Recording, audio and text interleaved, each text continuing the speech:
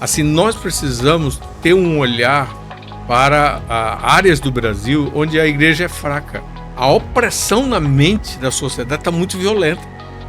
Por quê? Porque não há esperança. Não há esperança. E qual é a esperança? É a vinda do Rei de Justiça, com o reino de justiça. É a fé que nós carregamos. Esse foco para a igreja local, sabe? De cuidar dos homens, né? De oferecer essa restauração, porque aí vindo a restauração sobre os homens, vem a restauração sobre a família, honrar as mulheres, essa fraqueza masculina, né, precisa ser revertida na cultura. Isso realmente só a igreja pode fazer isso. 4 estados, aliás, brasileiros, que a maioria é evangélica e parte deles está no norte do Brasil.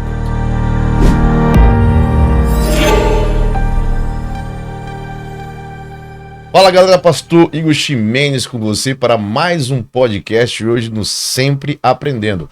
E hoje nós temos um convidado muito especial, um amigo nosso, um mentor, que tem abençoado a nação e alguns lugares aí pelo mundo, meu amigo Hudson Medeiros. Seja muito bem-vindo, meu amigo. Muito bom ter você aqui. Uma honra, Igor. Estamos aqui, prontos para servir nosso rei. Amém. A gente chama carinhosamente ele de AP, né? Pela função apostólica, né? Isso. O AP, que a gente chama apóstolo Hudson. Ele, acho que é melhor o senhor se apresentar, né? Se apresenta para todo mundo que tá vendo a gente aí sobre o Brasil de Joelho. Ele é líder do Brasil de Joelho. Pode se apresentar, apóstolo. Então, eu tenho esse chamado apostólico que foi desenvolvido já há muitos anos, né? Nós começamos lá no Maranhão, São Luís do Maranhão, uma terra abençoada, querida, onde a gente aprendeu muita coisa com Deus e com o povo da terra também, através do corpo de Cristo, e começamos ali com uma igreja histórica, e aí veio o derramar do Espírito Santo, né? No começo ali, o batismo do Espírito Santo pegou a gente, pegou todo mundo. Interessante até falar sobre isso, que o senhor era presbiteriano, né? Exatamente. E aí houve um batismo. Como foi isso aí, AP? Eu já servia como pastor presbiteriano em algumas cidades, mas tinha parado porque eu parei para ajudar meu sogro, que ficou doente, aí nós paramos uns 3 anos para servir a família, né? Uhum. E aí quando foi para voltar, teve um convite de uma igreja histórica em São Luís, uma igreja centenária. Olha só. São irmãos muito queridos que a gente ama e até o dia de hoje tem experiências muito boas com eles. E eles nos convidaram e a gente foi para orar, buscar o Senhor confirmou que era para ir. Eu tinha uns 3 outros lugares para ir, mas o lugar que o Senhor confirmou foi lá. E lá eles estavam buscando o Espírito Santo. Eles estavam numa época de um derramar muito grande, 91, 92. Década de 90. Né? E aí o derramar veio, eu também fui, desejei. Eu já cria nos dons, né? Já cria no batismo do Espírito Santo, mas não tinha experimentado. E aí nós tínhamos na vida daquela comunidade muita busca, muito desejo pela liderança do reino de Deus mesmo, via o Espírito Santo de Deus. E aí eu experimentei, depois que experimentei, então fomos mais profundo. Então nós tínhamos, por exemplo, culto de libertação numa igreja presbiteriana, toda terça-feira à tarde, 15 horas, a igreja estava cheia. Eu tinha um amigo chamado Olavo Matos, que era cheio do Espírito Santo também, um homem de Deus que se colocou para servir ali, foi uma benção. Dali que a gente começou a visitar cidades, né? Várias cidades. E os primeiros testemunhos que a gente levava do poder de Deus, da glória de Deus, que Deus estava trazendo. Inclusive, isso ficou marcado, época, né? Isso ficou marcado em vocês, né? Tinha o dente de ouro, nós experimentamos isso. Eu tinha um presbítero que tinha dente de ouro na mão. Foram várias manifestações extraordinárias que acontecem no mover, né? Interessante. E aí, depois disso, a gente começou a orar pela cidade e orar pelas cidades. E aí foi a conexão com a doutora Neuza. A doutora Neuza foi aquela pessoa que treinou a gente na oração. Ela, Peter Wagner, vinha muito ao Brasil, treinavam, vários treinadores vinham. Nós recebemos muito, pessoal da Argentina, houve um derramar também na Argentina, e muitos brasileiros iam para lá e eles também vinham para cá. Então, naquele período, também tinha a Coreia do Sul, né? Poyung-Chul, a maior igreja do mundo, né?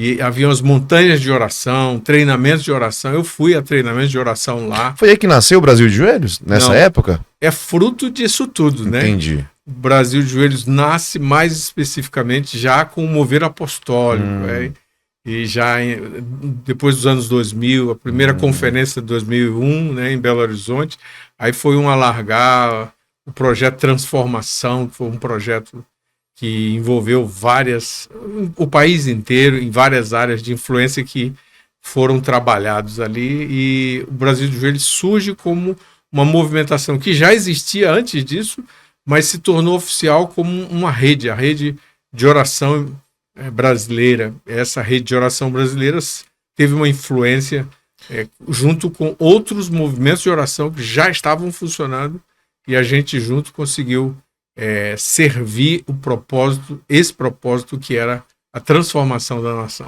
Muito bom. A gente percebe, eu me converti no início dos anos 2000, acho que 2001, por aí. Eu era muito jovem, tinha acho que 18, 19 anos, e eu lembro que mesmo nessa época, a igreja ela era muito forte, a gente ouvia falar no movimento lá aconteceu em Toronto, né? Essas manifestações que o senhor falou agora, a questão da oração era muito forte. Exato. A célula não era forte ainda, estava chegando, né? Acho mais ou menos por ali. E a questão da oração, a intercessão, isso ficou muito forte. Dons, maravilhas acontecendo no meio do povo de Deus.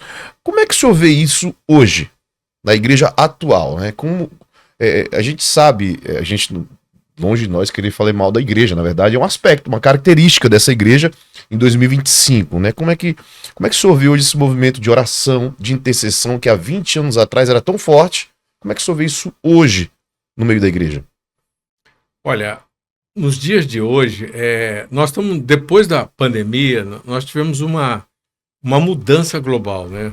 Essa mudança, ela trouxe, inclusive, com marcas específicas aqui para o Brasil, e nós estamos num recomeço, uma restauração, não é? E muita coisa sendo restituída. A igreja, ela está reaprendendo a sua missão, ela tem que ser focada nisso, na sua missão, no seu propósito, os desenhos originais da igreja, sabe? Aquela coisa que Deus deu lá em Atos, os fundamentos principais, Efésios, os fundamentos principais de funcionamento da vida da igreja, são um grande algo para a igreja restaurar. Nesse momento, ela está nessa transição enfrentando muito o humanismo, ainda muito a reação de massa. Tem muita coisa feita em massa. E o lugar do discipulado, né? O lugar do grupo pequeno ou da célula, como era chamado, né? Esse lugar de ser ensinado, ser pastoreado, é um lugar a ser resgatado. Muito bom. Eu vejo com um alvo para essa igreja não ceder à pressão de ser movimento de massa e cuidar das pessoas que estão chegando, porque afinal de contas é uma colheita. Eu vejo que há uma colheita, tem muita gente vindo, porque a ideologia do socialismo, né? Socialismo, comunismo e mesmo o movimento woke, tudo aquilo que nasceu a partir dessa visão de mundo socialista, ela trouxe sobre uma movimentação para o relativismo. Muita coisa foi relativizada, inclusive a própria Bíblia, né? Houve no meio da igreja pensamentos liberais, tendências liberais. Muita gente entrou e não conhece a Bíblia. Muita gente entrou por causa da teologia da prosperidade, por exemplo, né? Muita gente soube das bênçãos e veio pelas bênçãos. Sim. Mas é que não foi apresentado, talvez, o evangelho todo, o evangelho do reino, que as bênçãos é resultado da obediência, né? E é interessante você estar falando que eu tive um podcast com a minha esposa, né, a Lília, que ela se tornou especialista em educação clássica. Sim. Educação clássica, ela vem resgatar exatamente isso, porque uma das esferas que o comunismo, né, o socialismo, ele trabalha exatamente como é que eu posso dizer? Na superficialidade da educação. Isso. Então, assim, tira-se o pensamento filosófico, tira-se da educação tudo que faça pensar e coloca muita informação para que, na verdade, não tenha formação. É muita informação e pouca formação. onde a pessoa, na verdade, muda a meta, muda o foco. Ela tem que passar no Enem, tem que passar no... E ela não para pensar o porquê das coisas. E por causa disso, eu estava conversando sobre isso com ela, que a gente sentiu isso na igreja, porque as pessoas, como já tem problema de leitura, não lê. A população hoje estava vendo uma entrevista do próprio Brasil no início da década do século passado, 1940, por aí, algumas entrevistas de pessoas que normalmente liam romances, dramas, normalmente, além da Bíblia, né? Livros. E hoje não é ensinado a leitura, né? Então, assim, tudo isso dificulta para conhecer Jesus. Porque se a pessoa não tem hábito de leitura, não se esforça para nada, é só para passar, então isso ela leva para a vida, né? E aí acaba atrapalhando até a vida dela com Deus, né? E foi exatamente que eu estava conversando com ela, e é interessante que o senhor falou sobre isso agora, né? Essa questão tá vindo pelas bênçãos, mas nem sabe o porquê, não sabe nem quem é Jesus. Então essa foi uma revolução que, na verdade, hoje, agora 15 de março, foi celebrado 40 anos das diretas já, lembra? Lá atrás. Sim. E esses 40 anos, os de pensamento mais à esquerda, prometeram uma redemocratização, né? Mas eles estão entregando outra coisa, né? Outra coisa. E essa entrega revela exatamente a necessidade que nós temos de lidar com essa geração toda. Foi exposta a essas ideias, né? E hoje precisa do evangelho, né? Daí a importância da educação clássica, da importância da visão bíblica de mundo na área da educação, Sim. da formação do homem com a visão bíblica de mundo, Sim. como observar as diversas ciências com a visão bíblica. Então é muito boa essa escola aí. Quero indicar para o pessoal que está vendo a gente. Muito bom. Inclusive, o senhor está lá em Brasília, né? Você está no centro, no coração de tudo, né? Exatamente. Tudo está acontecendo agora lá. Mas vamos lá. Essa questão da libertação, o senhor iniciou, o Brasil de Joelho, ele é exatamente para isso, né? É para equipar a igreja, o corpo de Cristo, nessa área de intercessão, adoração, é para ajudar nessa área. É exatamente isso. A gente traz essas ferramentas, estratégias, mobiliza, treina. Então a gente tem o treinamento Sentinelas, que a gente sempre faz, aqui já fizemos, né? E trazendo, equipar os santos para a obra do ministério, né? Efésios 4, né? Começando pelo aspecto sacerdotal, né? Oração e adoração, que não se separam. Sim. São coisas muito importantes e que geralmente a igreja não tem muito conhecimento bíblico. A gente ora muito, o brasileiro até ora, mas às vezes sem uma direção, sem orar, sem saber orar a palavra, né? Nós tivemos uma contribuição muito grande que a apóstola Valnice trouxe livros, Valnice Oração Milhões, da Palavra, Valnice Milhões, ela ensinou sobre isso, e é algo para resgatar, orar a palavra. É isso que eu quero lhe perguntar, desculpa, exatamente isso. Vocês iniciaram lá atrás a questão da libertação. Bem espiritual, oração, expulsar demônios, indivíduos, né? Indivíduo, e libertação talvez de regiões, algo assim. Territórios. Né? Territórios, isso. Aí o que acontece? Eu vi o senhor falando sobre isso, eu achei muito interessante, que aí chega nessa questão do treinamento do Brasil de Joelho. Isso. Libertar se houver discipulado, né, AP? Exatamente. Se não houver discipulado, não adianta, né? Exatamente o que o senhor está falando agora? Uma das coisas que a gente tem no Brasil de Joelhos é esse treinamento, oração, adoração, e dentro da oração a gente tem o Influência do Reino, que é um treinamento que oferece os 2 primeiros módulos. O primeiro é sobre oração e o segundo é um módulo sobre mapeamento. Então, como entender um território. Muito bom. Então, assim, nós precisamos ter um olhar para áreas do Brasil onde a igreja é fraca. Apesar de nós termos muitas igrejas nas capitais, né? Mas nós temos áreas do Brasil que são áreas-chave, são cidades menores, né? Mas que elas têm um potencial muito grande, sim, mas que a gente precisa se preparar para levar o testemunho de Deus, a fé cristã, para lá. Por quê? Porque o país ele nasce com uma influência católica muito grande, por exemplo, né? Mas ele tem, no começo do país, nós temos uma influência protestante também. A reforma já veio, vários grupos de cristãos reformados. O primeiro chega aqui, historicamente registrado, 1557, né?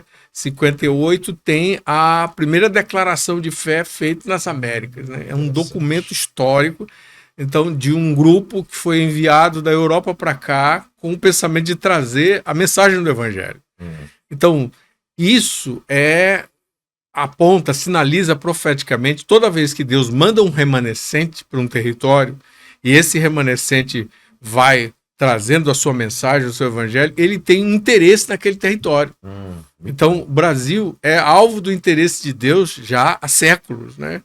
1612, aqui São Luís do Maranhão, os franceses huguenotes também chegaram, tem um museu dos huguenotes, né? Que funciona lá em São Luís, é o testemunho da fé evangélica no norte do Brasil, né? O Daniel de Latouche, que foi um cristão, acabou preso aqui pela Igreja Católica aqui em Belém.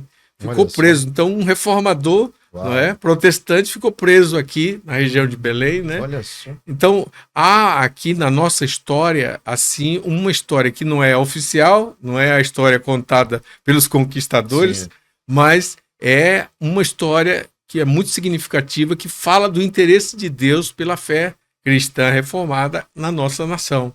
Muito, muito bom que você está falando. Quero até aproveitar e já perguntar um pouco sobre isso, né?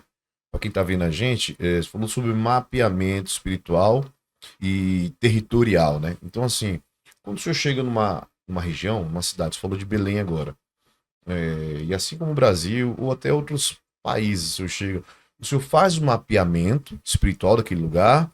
Explica pra gente mais ou menos como é que funciona isso aí. Por exemplo, o pensamento que controla a maior parte da população culturalmente precisa ser entendido.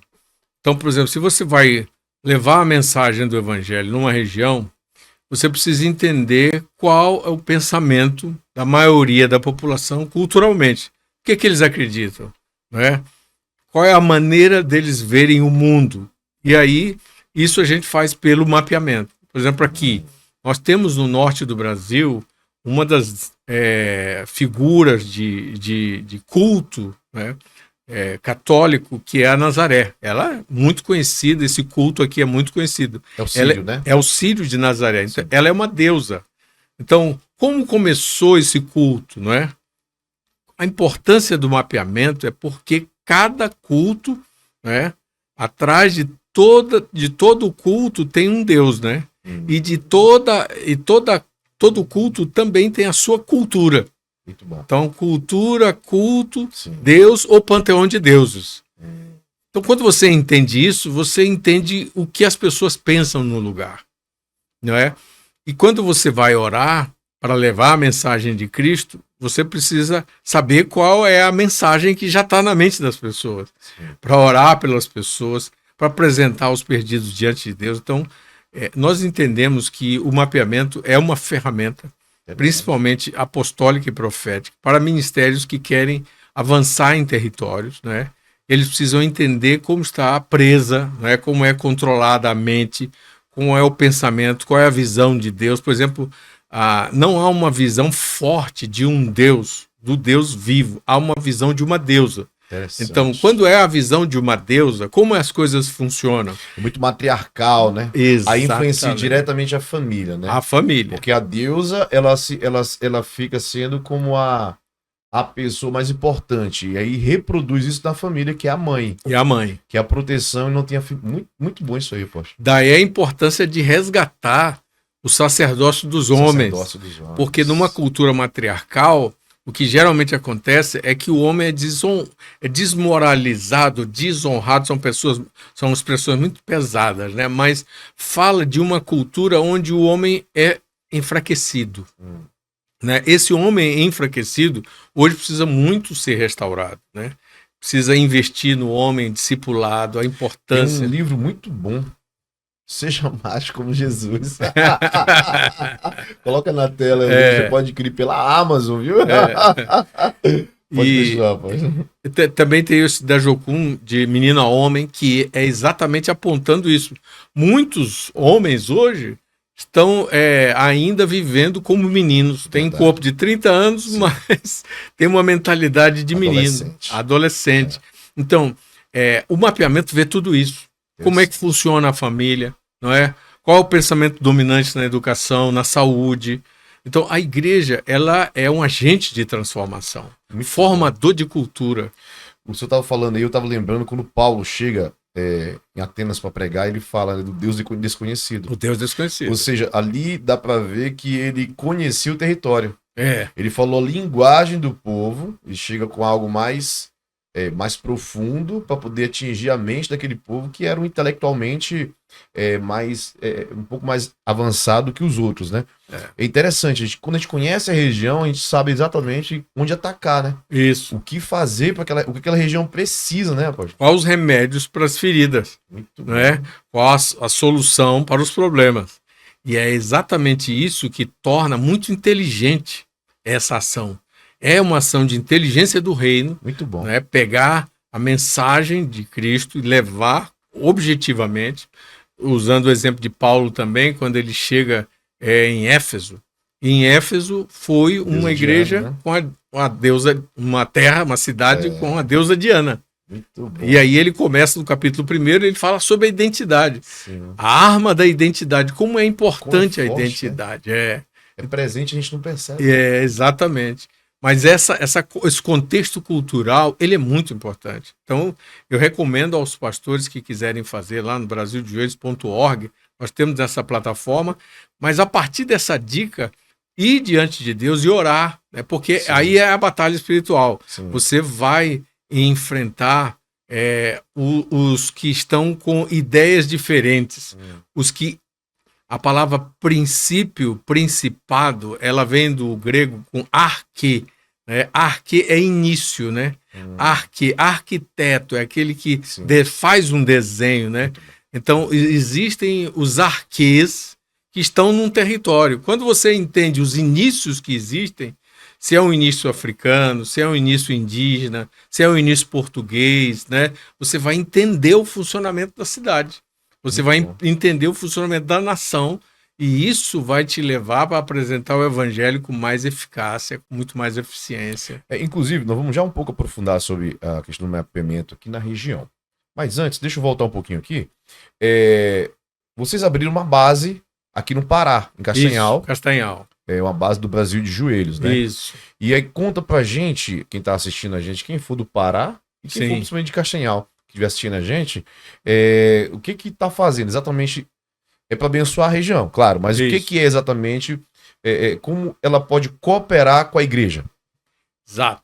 Então, por exemplo, nós estamos hoje aqui no Castanhal, tem uma casa de oração, a pastora Nilce, que é uma pastora, além de pastora também é uma empresária, ela tem negócio, inclusive a sua sogra, né? Sim. E nos apontou vocês como igreja local. Então a gente veio, sempre vamos trabalhar com a igreja local, né? A igreja local é aquela parte do corpo de Cristo que nós queremos conectar com outros. Muito bom. Porque a gente entende que nenhum ministério vai conquistar sozinho a cidade, mas que é algo de Cristo, que Cristo é o cabeça da igreja. E a igreja está muitas vezes, o reino de Deus está além da própria igreja. Tem pessoas que estão seguindo Jesus e ainda não chegaram na igreja. Não é? E aí, quando você tem esse movimento de oração organizado e adoração organizado, você tem uma visão que é olhando a cidade toda, olhando o território todo e orando por esses perdidos. Orando por aqueles que ainda não conhecem o Senhor, para que cheguem ao conhecimento de Cristo, e orando junto. Então, orando, imagina, 3 ministérios, como nós vamos fazer agora, esse final de semana aqui, né? Orando juntos pelo território, pelas cidades, né? Orando também pela igreja, né? Orando para que a igreja amadureça nesse período aquilo que ela precisa amadurecer, como, por exemplo, testemunhar para a cidade. Como é que a igreja unida pode testemunhar para a cidade? A educação é uma frente. A educação é uma frente que a igreja pode oferecer a cultura do reino de Deus, a cultura judaico-cristã com valores e princípios para abençoar as gerações, não é? Para abençoar os pais e os filhos. Não é? Que presente tremendo da igreja da cidade para a própria cidade. Então, as cidades hoje precisam, os pastores podem se unir para servir juntos e o Brasil de Joelhos coopera nesse sentido. Então nós estamos aqui nessa cidade mas cooperando com várias outras cidades na região. Sempre que a gente vem, dá uma divulgada nos treinamentos, Sim. e há treinamentos, há turnos de oração contínuos aqui na casa, e esses turnos são em favor desses propósitos de Deus, inclusive a escola, né? Muito bom, muito bom. Então agora vamos voltar para o mapeamento, que eu achei muito interessante. E nesse mapeamento territorial, espiritual, né, de território, apóstolo, vocês têm estudado, até por ter base aqui, vocês estudaram o norte, né? Sim. Só o estado do Pará. Vocês estudaram todo Não, o norte? o norte do Brasil. O norte do Brasil. Por exemplo, nós estamos aqui na região já há mais de 25 anos, né? Viajando para cá. A nossa base era São Luís, né? Nós começamos de lá. E chegou um tempo que nós enviamos para cá um pastor que ficou muito conhecido na região, que era o pastor Suzuki e a pastora Eliane. Sim. Então ele já está com o Senhor, mas sua esposa está com a gente, está na equipe até hoje e vai inclusive falar nesse final de semana. A filha, uma filha mais velha dele já serve no Japão. Que legal. Numa igreja no Japão. Olha. Porque essa era uma visão dele, né? E ela hoje está carregando a visão dele lá no Japão. Legado, então, né? os frutos, o legado, a coisa está acontecendo, né? Então, nesses anos todos, houve muito treinamento de oração, parceria às vezes com a Jocum, parceria com igrejas locais, e nós retomamos agora com a pastora Nilce e a Casa de Oração, que é fruto desses anos todos que o Suzuki ficou aqui, aproximadamente 9 anos ele esteve aqui com a esposa, semeando, e a gente visitou vários ministérios, né, que apoiavam essa visão e apoiam essa visão, e até hoje caminhamos desse jeito aí também. Em relacionamento, né, apóstolo? Relacionamento. Sim. A base sempre não é tanto institucional. Cada instituição tem o seu lugar, mas a gente procura a parte mais orgânica da vida, do corpo de Cristo. Sim. Então, todos aqueles que estão debaixo do cabeça, que é Cristo, a gente procura se relacionar, porque aí vai dar tudo certo, né?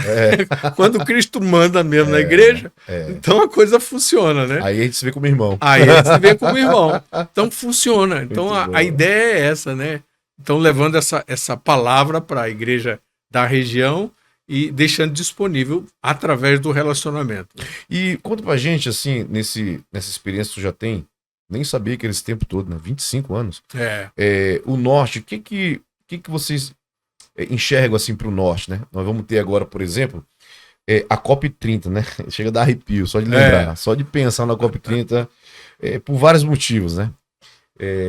Enfim, pela política como está hoje e também porque vai estar lotada a cidade. Belém já é um pouco apertado, né? E a gente sabe que para acontecer algo desse tamanho em Belém, é algo muito espiritual. É algo... Então, assim, o que o senhor enxerga, né?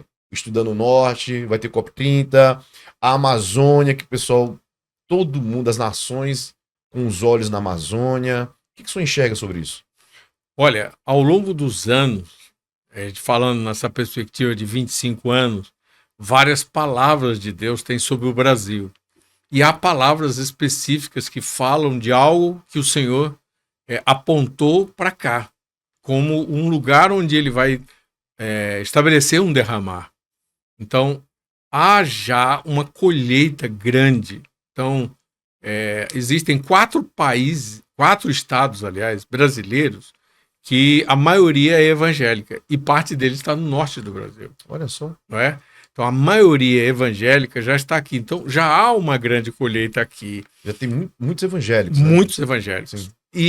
Mas existe uma necessidade destes evangélicos discipularem os que não são evangélicos. Sim. E como se discipula? E eu penso que essa é a próxima etapa para cá, né? Mas há uma palavra de um derramar de Deus. O povo que nasce na Amazônia, os povos da floresta, como são denominados, eles têm uma característica específica. Quando eles têm um líder, aquela liderança, ela tem uma força muito maior do que em muitos outros lugares. Isso é no meio indígena, por exemplo, né? No meio indígena. Então, as nações mais indígenas da América do Sul, elas têm essa característica. A Colômbia, ela viveu um derramar muito grande e parte das características eram as mesmas, né? O povo é como a Coreia, característica também de um povo que é um povo de origem, assim, o ancestral é indígena, antigo, e eles reagem assim, eles respeitam liderança e autoridade. Interessante. Então, essa característica tem no norte. Essa característica é aliada, por exemplo, a um povo que se junta para fazer as coisas, se empenha para fazer as coisas, e é um povo que, quando se compromete mesmo. Eles vão até o fim. Então, Deus está sacudindo muito a igreja nesse dia. Ele está afastando lideranças que não estão fiéis a ele. Né? Isso está acontecendo no Brasil inteiro. Então, nós estamos vendo uma limpeza. Verdade. A era está sendo limpa. Verdade. E um chamado para novas lideranças que vão se comprometer com o evangelho do reino, o evangelho do governo. Mas já há uma grande quantidade de cristãos, e cristãos que estão atuando em várias áreas. Então, eu penso que novas lideranças podem administrar melhor a riqueza da floresta. A floresta é a mais rica do mundo, né? Ela tem um potencial muito grande.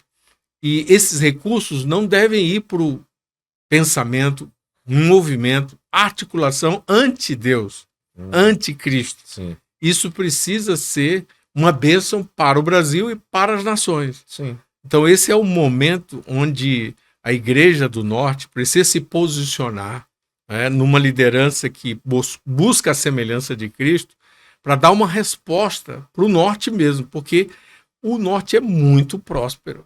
É verdade. O Norte é muito próspero. Essa costa norte aqui é petróleo e gás, né?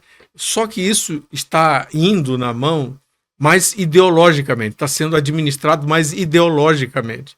Mas se a igreja dessa região se posicionar, se os homens de negócio, né, virem os negócios na perspectiva do reino, se virem as cidades como um lugar de formar, equipar pessoas, habilitar pessoas também para trabalho, para ofício, para suas vocações, essa região pode explodir. Isso aqui pode ter um crescimento econômico, Sim. mas principalmente espiritual muito grande, de um povo reconciliado com Cristo, né? Um povo realmente que considera a liderança de Cristo, segue a Cristo e que molda a sociedade não conforme a sua cultura, mas é maior que a sua cultura, como Cristo, que era maior que a cultura judaica. Sim. Então esse é o desafio para a Igreja do Norte, e nós estamos orando por isso, para que esse levantar da Igreja do Norte aconteça com um movimento de oração, de adoração, mover profético, né? Mas também um povo preparado teologicamente, né? Para o discipulado. Através do discipulado, com esse foco específico em família, né? Treinando os filhos, né? Os pais formando os filhos como discípulos de Cristo em casa. Sim. Se a gente acerta a mão aí, nós vamos ter um negócio, porque o Brasil vai fazer negócio com o mundo. Né? E nosso celeiro, né? Nosso perfil de celeiro é um perfil que vai nos colocar no último tempo nas nações todas. Né? Agora, hoje, o presidente estava no Japão negociando carne. Né?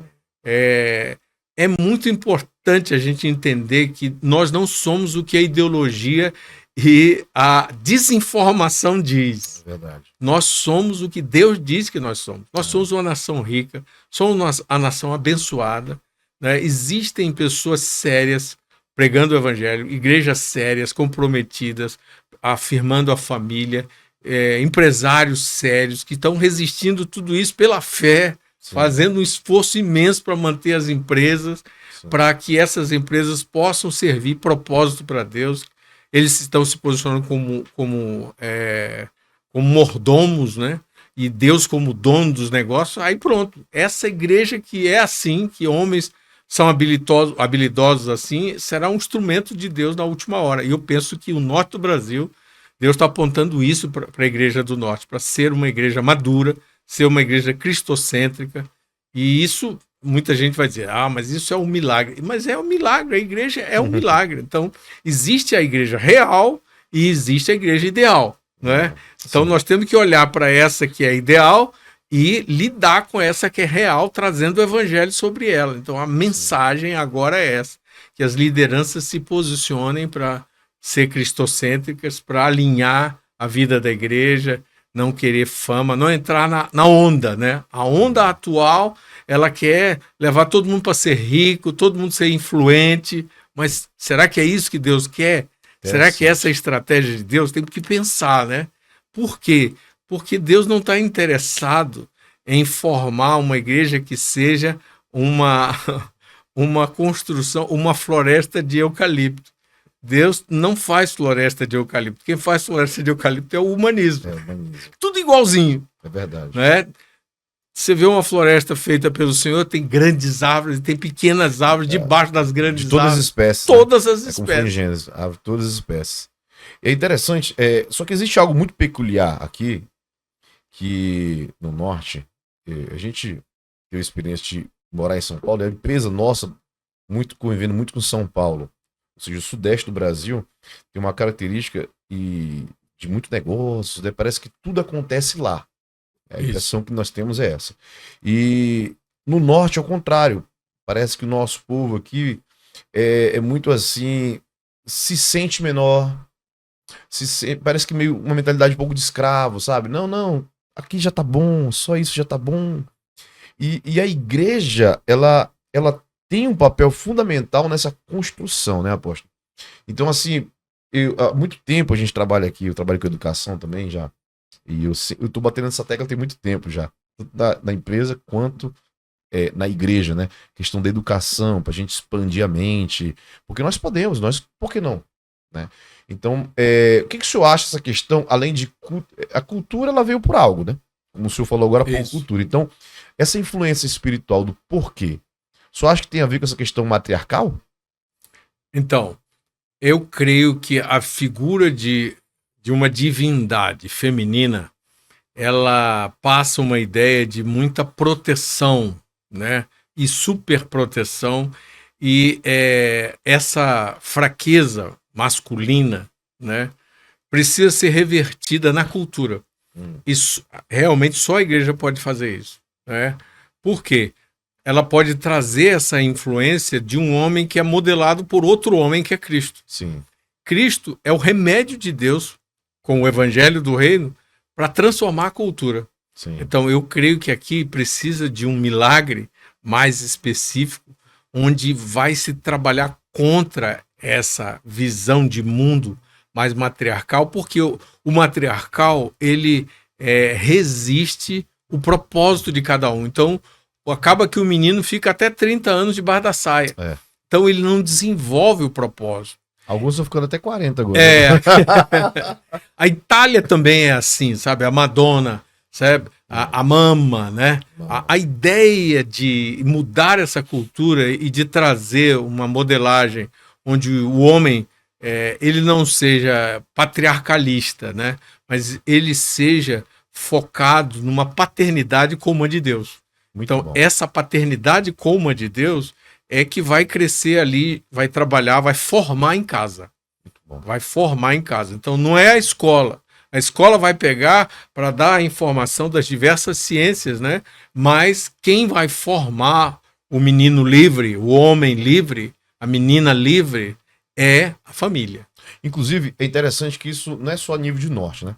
A gente percebe, o Brasil é assim, né? Isso. Uma questão matriarcal. Então, o que a gente percebe? A gente vê o Brasil, um país, todo mundo fala, muito acolhedor. É uma característica feminina, né? Acolhedor, abraça e tal, mas não tem a firmeza do pai, né? Não tem a firmeza do homem, né? E acaba que as pessoas, na população em geral, quando falam em patriarca, parece que já tem uma aversão a essa palavra, patriarca. Porque na cabeça das pessoas que ouvem a palavra patriarca, ela acha que é aquele cara que é moralista, aquele cara que agrediu a mãe, tinha que ser do jeito dele, mas era um cara que bebia, que adulterava e batia na mãe e a família sofria. Então é essa ideia que eles têm de patriarca, né? Que eu até percebi que eles acabaram reproduzindo pro nosso ex-presidente, né? Via aquela imagem e nem procurava conhecer, já rejeitava qualquer tipo de imagem patriarcal, porque lembrava talvez o que tinha em casa, ou o que teve em casa. Mas esse não é realmente o patriarca. O patriarca é conforme Cristo, né? É patriarca, ele é firme, mas é gentil. Né? O que Paulo escreve... Respeita as mulheres, respeita as mulheres, dá vida pelas mulheres, né? Exatamente. Ou seja, dá vida, nasceu para sacrificar. E não para controlar ou mandar. Então, eu acredito que essa imagem patriarcal ela vai precisar mudar, né? Então, o trabalho da nossa nação, acho que a igreja tem um grande trabalho nisso aí. Tem um grande trabalho. E é muito importante esse foco para a igreja local, sabe? De cuidar dos homens, né? E de oferecer essa restauração, porque aí vendo a restauração sobre os homens, vem a restauração sobre a família. Honrar as mulheres. As nossas mulheres são mulheres guerreiras, valentes. Elas carregaram a maior parte da família sozinha nas costas. Sim. Houve muito erro dos homens em abandonar, em trair. Sim. Então essas feridas abertas, só o evangelho sara. Só o evangelho. Né? E aí, cuidando de homens e mulheres e cuidando também dos filhos, a igreja vai ter uma virada. Ela pode ter uma virada cultural. Essa é a virada cultural, porque são pecados culturais. São pecados que se repetem nas casas, né? E aí, geração após geração. Não pode. Deus está chamando para se arrepender desses pecados e mudar. E a casa ser um lugar de cura, de restauração, não é? Não é um lugar perfeito, né? Porque nós não somos perfeitos, mas é um lugar que oferece restauração. E o evangelho é esse, é o evangelho que restaura a alma, né? É a verdade que cura, é a verdade que direciona, né? Então a riqueza do evangelho é disso que o nortista precisa, mas o Brasil todo precisa. Sim, precisa. AP, o que o senhor pensa, tanto o senhor na figura da liderança do Brasil de Joelhos, né? Mas o Brasil de Joelhos em si, e o senhor junto com a Anselmo, com a liderança, o que vocês pensam acerca dos últimos tempos, aí, em visão geral sobre a igreja? O que Deus tem falado com vocês, essa questão do profético que é muito aguçada, muito forte no senhor? O que vocês têm visto para a igreja e para a humanidade nos últimos tempos? O que Deus tem apontado? Então, a grande comissão, Mateus 28, fala sobre ir por todo mundo e discipular, né? Fazer discípulo de todas as nações, ensinando a guardar tudo aquilo que o Senhor ensinou, né? É importante demais para nós a grande comissão. E também o mandato cultural, que o Senhor fez lá no Jardim do Éden. Ele entregou o Éden para uma família, né? Então, ele disse para aquela família administrar a criação. Sim. Então, a grande comissão e o mandato cultural é uma família voltando a administrar a criação. Entendeu? Então, essa visão de famílias indo para as nações, plantando seus filhos lá, próxima geração, ensinando esses filhos numa outra cultura e servindo em amor outras culturas, numa hora que o multiculturalismo está lá em cima, né? Ou seja, por causa da visão ideológica, eles estavam acabando com as fronteiras, né? Agora, as fronteiras estavam rompidas, né? Assim, todo mundo podia ir para tudo quanto é lugar e a ideia era correr atrás dos ricos que tinham tirado a felicidade dos pobres, né? Uhum. Então, as nações ricas foram invadidas pelas nações pobres porque isso era justiça. E a justiça verdadeira vem com o reino de Deus. Cristo é esse reino de justiça que vai chegar. Muito bom. Então, nenhuma ideologia vai conseguir fazer justiça como o reino de Deus que virá. Então, preparar esse reino, treinar famílias, né, para viver esse reino de justiça já agora, de ensinar as nações a viverem o plano de Deus para si, a viverem fora da injustiça, da opressão, do cativeiro, da tirania, né? A tirania está assolando muitas nações, mas o evangelho ele traz essa resposta e assim a igreja precisa anunciar o reino, que esse reino vai chegar. O reino vem com o rei e nós, como aquele povo que vai focar não no anticristo nem no seu plano, mas vai focar no rei e seu reino e vai anunciar o rei e seu reino. Então, esse foco de anunciar o rei e seu reino vai ser no meio de muita escuridão nas nações. Entendi. Então, escuridão e os abalos, a terra está envelhecida, né? A terra vai receber, na volta de Cristo, um choque da glória de Deus. Ela vai ser tocada, Satanás vai ser retirado, não é? Preso. Apocalipse 20 fala que vai ser um anjo e uma corrente, né?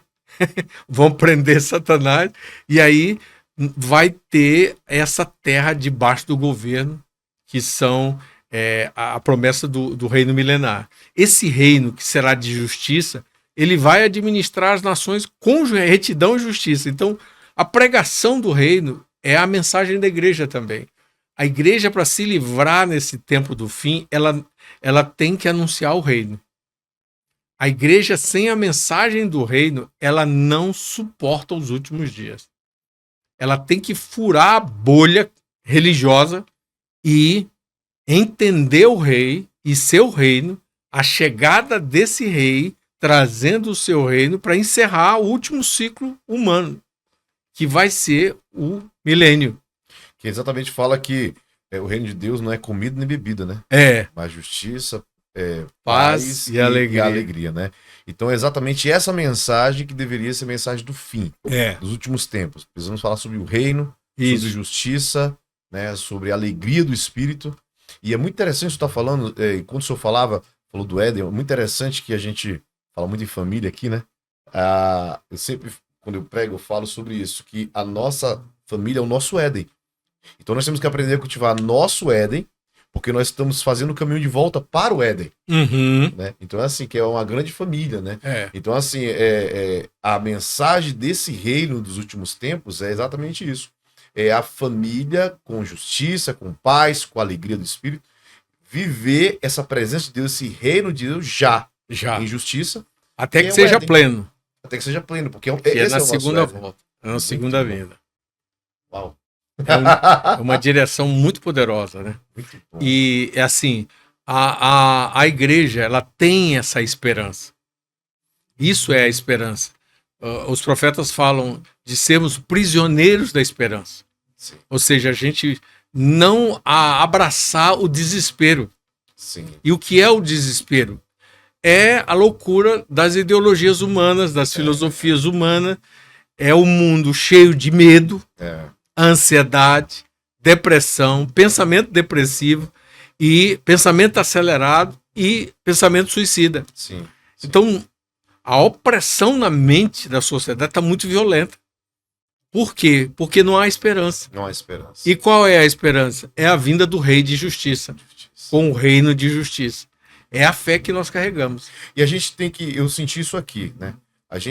Eu tenho falado um pouco sobre isso. Quero fazer mais alguns treinamentos com o nosso povo, com a nossa liderança, sobre a escatologia. Porque a escatologia, o que é?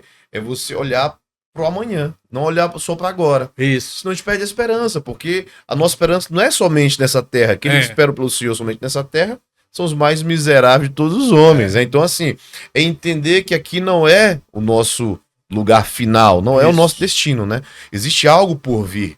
E a igreja precisa voltar a olhar para esse algo por vir, que é o reino de justiça, né? Que virá. Nós temos a primícia. Nosso Senhor Jesus ressuscitou. Então ele ressuscitou como uma primícia, como o primeiro. E nós vamos ressuscitar em Cristo. Amém. Na segunda vida. Então já está tudo programado, né? É interessante, Atos fala sobre isso, Atos 17 fala que Deus escolheu um homem, que é o justo, e ele vai julgar o mundo no seu retorno. Então já está marcada a data. Interessante, né? Já está marcada a data, o pai já sabe, ele vai retornar, o filho está com os julgamentos nas mãos, e assim, nós vamos receber os que morrerem em Cristo, estiverem em Cristo, nós vamos ser transformados, glorificados. Nós já estamos vivendo um nível de glória, porque nós não somos mais escravos do pecado, como éramos antes. Sim. E vamos receber a plenitude da glória de Deus na volta de Cristo. Naquele momento, levados para estar junto com Cristo e de uma maneira que nunca vamos nos separar mais dele. Amém. Então vamos ver o encerramento, vamos ver o judeu sendo cheio do Espírito Santo, batizado com o Espírito Santo, anunciando o evangelho, né, no mundo. O mundo vai ver o povo judeu, porque é o encerramento da dispensação do gentio, Gentios. e aí vem o tempo do judeu, e aí vai aí o encerramento da grande tribulação e a volta de Cristo. Todas essas coisas acontecendo, eu geralmente não trabalho com essas em cima de datas mas sim os fatos principais. Até porque não tem como saber, né? Não tem. A escritura não fala isso. Mas muita gente gosta de dizer, é agora. Aí fica só remarcando.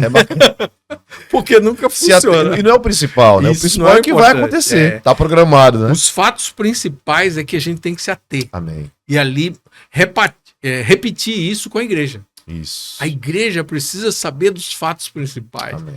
E ela ter a sua esperança. Nós vamos ressuscitar com Cristo. Amém. Nós seremos glorificados.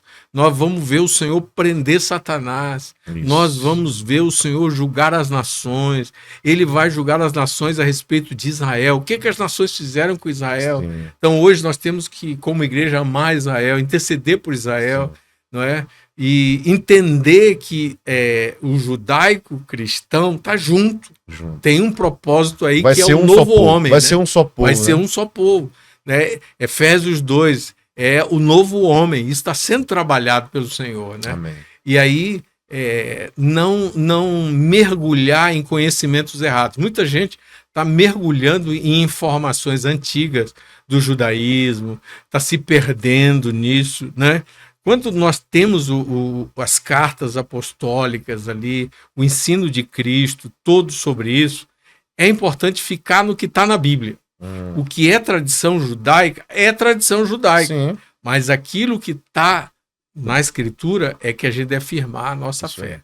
Então, essa questão das últimas coisas, de firmar no que a Bíblia diz e de fortalecer o povo, é uma direção muito importante. Continue aí. Muito bom. Que bênção. A gente ficava a noite todinha aqui conversando. Bom demais. É muito bom ter o senhor aqui. O Brasil de Joelhos, para quem não conhece, vai ficar aqui, né? O Instagram deles, o site, coloca aparecendo aqui embaixo do Brasil de Joelhos, o próprio apóstolo Hudson está aqui embaixo, Hudson Medeiros. E é muito bom ter o Brasil de Joelhos hoje para nós, para a nação. A gente tem aprendido muito, AP, e é muito bom para o corpo de Cristo, né? Ficamos muito felizes com a vinda de vocês para cá, com a base no norte. E eu sempre peço, né, para quem vem aqui, deixar o último recado para quem está conosco, sempre aprendendo. Fala para a gente, deixa o último recado para nós. É isso aí.